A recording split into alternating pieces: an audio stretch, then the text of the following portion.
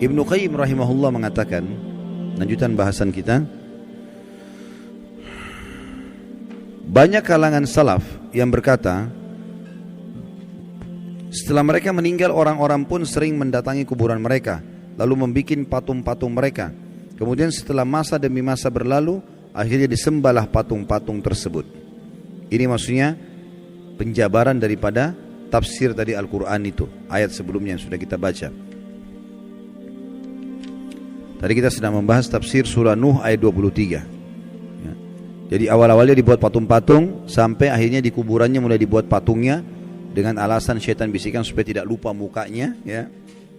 Lalu kemudian mulailah berjalan waktu, lama-lama orang jadi sembah ya. Sembah itu berarti, sembah artinya kalau kita bilang iyyaka na'budu, hanya kepadamu kami menyembah. Sembah itu tunduk, patuh, cinta ya.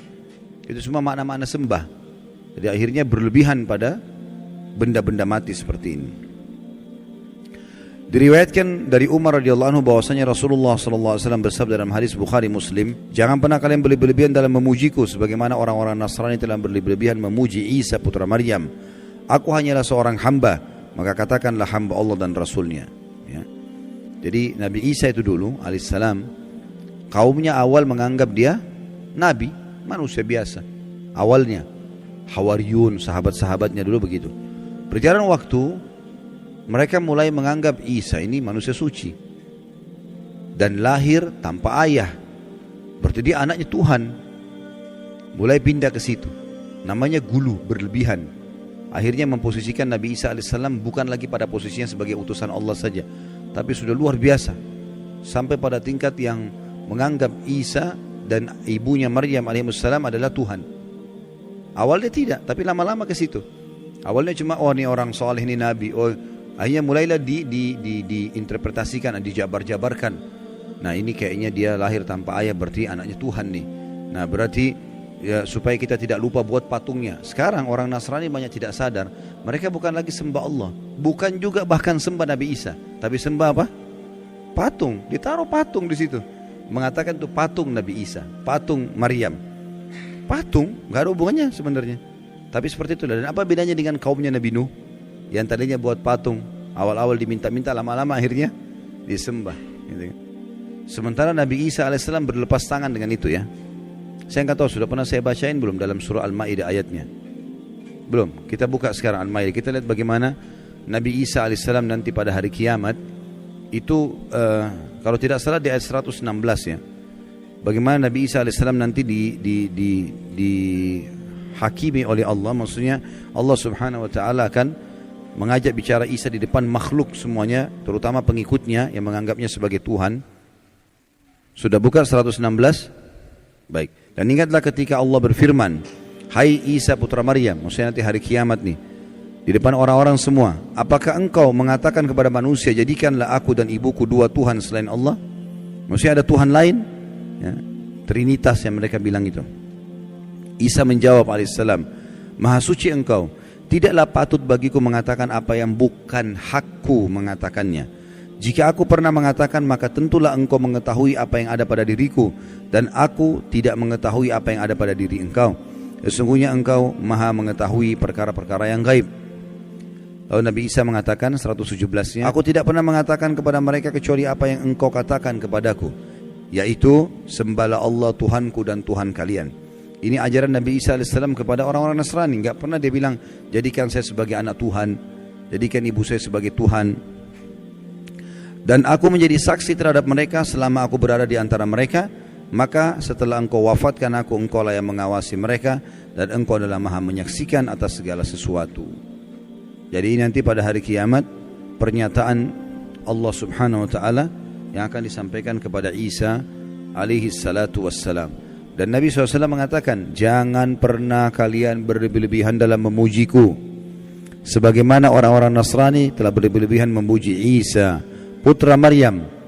Aku hanyalah seorang hamba, maka katakanlah hamba Allah dan Rasulnya, ya, Abdullahi wa Rasuluh." Juga sabda Nabi SAW di dalam hadis riwayat Imam Ahmad, Tirmidzi, Ibnu Majah dari Ibnu Abbas radhiyallahu anhuman, bahwasanya Rasulullah SAW bersabda, "Iyyakum wal gulu, fa inna ma ahlaka man kana qablakumul gulu." Jauhilah oleh kalian sikap berlebihan, karena sungguhnya sikap berlebihan itu yang telah menghancurkan umat-umat sebelum kalian. Jadi ini akan membinasakan, karena kalau ada orang, ada dosa-dosa ada dua macam Bapak Ibu sekalian ya. Ada dosa syahwat, dosa yang diikuti dengan hawa nafsu, kayak zina, riba, ya, mencuri. Ini orang yang melakukannya tahu kalau dia salah. Semua orang tahu salah. Mukul orang, gunjing, ambil barang orang lain, dia tahu dirinya salah. Jadi lebih mudah taubat. Tapi yang masalah dosa kedua, namanya dosa syubhat. Syubhat semua dalam hidupnya. Dia pikir dirinya ibadah padahal selagi salah. Ini bahaya sekali. Orang enggak tahu masuk dalam syirik, masuk dalam bid'ah. Dia pikir dirinya ibadah padahal sebenarnya salah. Diingatkan Rasulullah tidak pernah contohkan, enggak apa-apa. Loh kok enggak apa-apa ini? Gimana caranya enggak apa-apa? Nabimu tidak pernah contohin, enggak apa-apa? Gimana? Sahabat enggak pernah contohin, enggak apa-apa? Ini bahaya sekali ini, resikonya besar ya. Seakan-akan orang mengatakan kalau Rasulullah SAW masih hidup, tidak apa-apa ya Rasulullah, saya kerjain nih. Walaupun anda belum ajarkan. Kira-kira kalau dia bilang begitu depan Nabi, diapain sama Nabi itu? Pasti dia dihardikin, tidak boleh. Gimana caranya? Ya. Para sahabat saja tidak ada yang berani itu.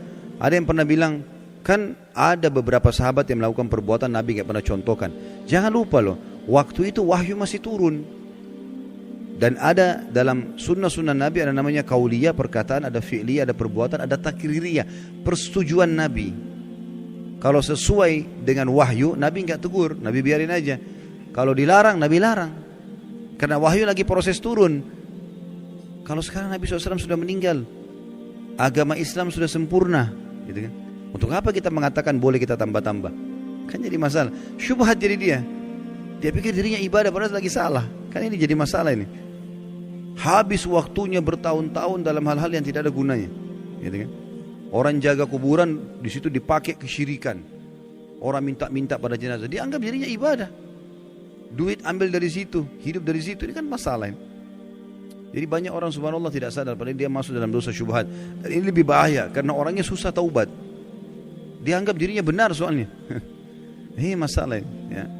Mudah-mudahan Allah selamatkan kita dari sini. Hayati qabla al-halaqati tayhun bi daya'in bi shatati min duni na'im al-ayati nartadu linahfadhaha al-hilaqa fil qalbi masha'ir ukhfiha qad ashraqat ash-shamsu 'alayha 'an khutatin lam a'ba'u fiha satakunu bi